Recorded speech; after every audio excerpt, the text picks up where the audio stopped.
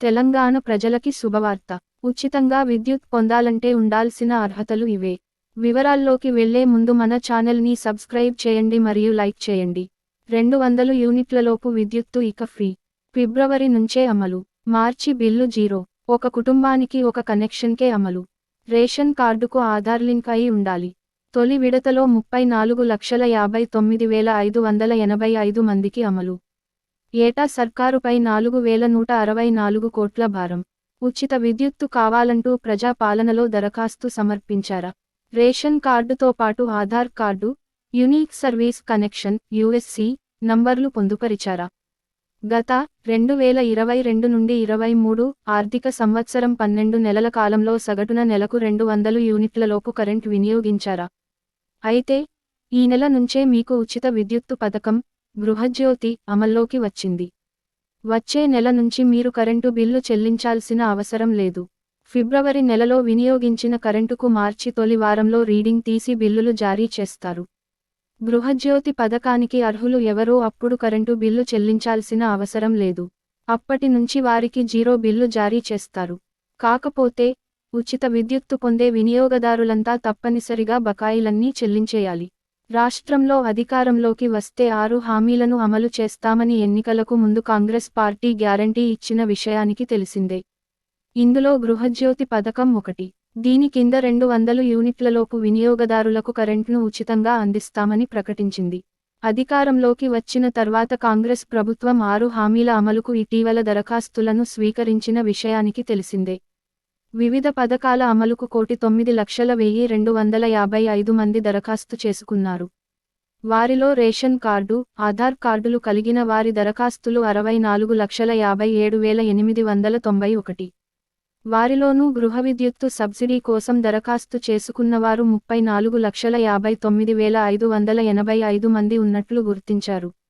తాజాగా ఆదివారం జరిగిన మంత్రివర్గ సమావేశంలో పథకం అమలుకు సర్కారు ఆమోదముద్ర వేసింది. పథకం అమలుకు ఏటా 4,164 కోట్లు ఖర్చవుతుందని అంచనా వేశారు. మరోవైపు రాష్ట్రంలోని ఎస్సీ, ఎస్టీలకు 101 యూనిట్ల వరకు ఇప్పటికే ఉచిత విద్యుత్తును అందిస్తున్న విషయము తెలిసిందే.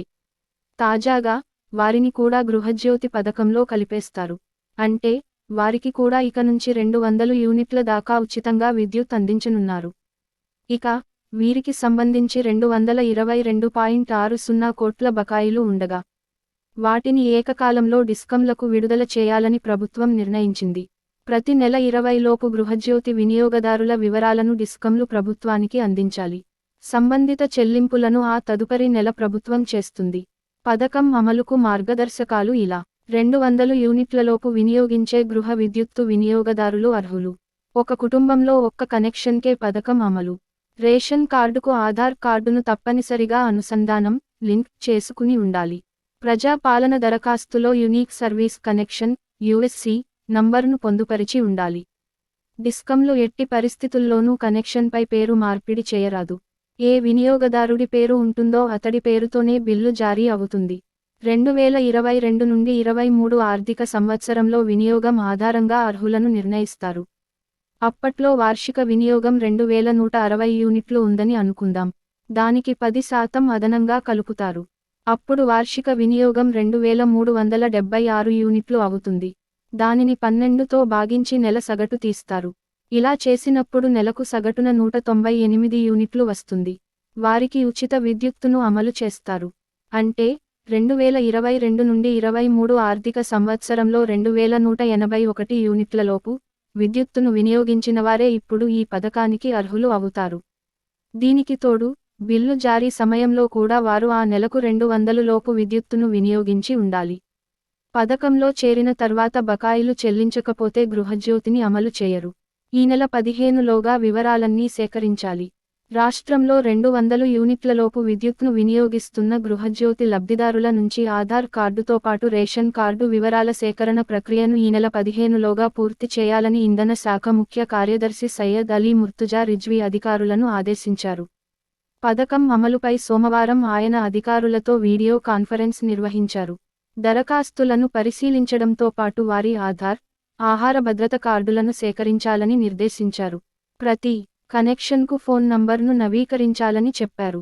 యజమాని పేరును కనెక్షన్ నుంచి తొలగించడానికి వీల్లేదని స్పష్టం చేశారు. వివరాల సేకరణ ఐచ్ఛికమేనని, 200 యూనిట్లలోపు కరెంట్ వినియోగించే వారు ప్రజాపాలనలో దరఖాస్తు పెట్టకపోయినా వారి ఆధార్, ఆహార భద్రత కార్డుల వివరాలు తీసుకోవాలని సూచించారు. మరిన్ని లేటెస్ట్ అప్డేట్స్ కోసం మన ఛానల్ సబ్స్క్రైబ్ చేయండి మరియు లైక్ చేయండి.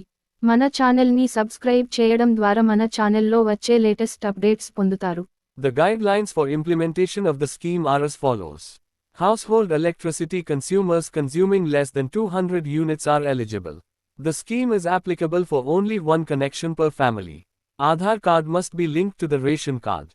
Unique Service Connection (USC) number should be included in the public administration application. Discoms shall not change name on connection under any circumstances. The bill will be issued in the name of the customer. Eligibility will be determined on the basis of consumption in the financial year 2022-23. Let us assume that the annual consumption at that time was 2,160 units. An additional 10% is added to it. Then the annual consumption will be 2,376 units. Divide it by 12 and get the average for the month. Doing this gives an average of 198 units per month. They are provided with free electricity. That means, only those who have consumed electricity up to 2,181 units in the financial year 2022-23 will now be eligible for the scheme. Besides this, they should have consumed electricity within 200 per month even at the time of issue of bill. Griha Jyoti will not be implemented if dues are not paid after joining the scheme.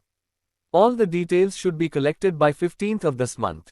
Principal Secretary, Energy Department Syed Ali Murtuza Rizvi has directed the officials to complete the process of collecting Aadhaar card and ration card details from the beneficiaries of household appliances consuming less than 200 units of electricity in the state by the 15th of this month. On Monday, he held a video conference with the officials on the implementation of the scheme. It has been directed to collect their Aadhaar and food security cards along with examining the applications. Phone number should be updated for every connection. It has been clarified that the name of the owner cannot be removed from the connection. It is suggested that the collection of details is optional and those who consume less than 200 units of electricity should take the details of their Aadhaar and food security cards even if they do not apply in public administration. Subscribe and like our channel for more latest updates. By subscribing our channel you will get latest updates in our channel.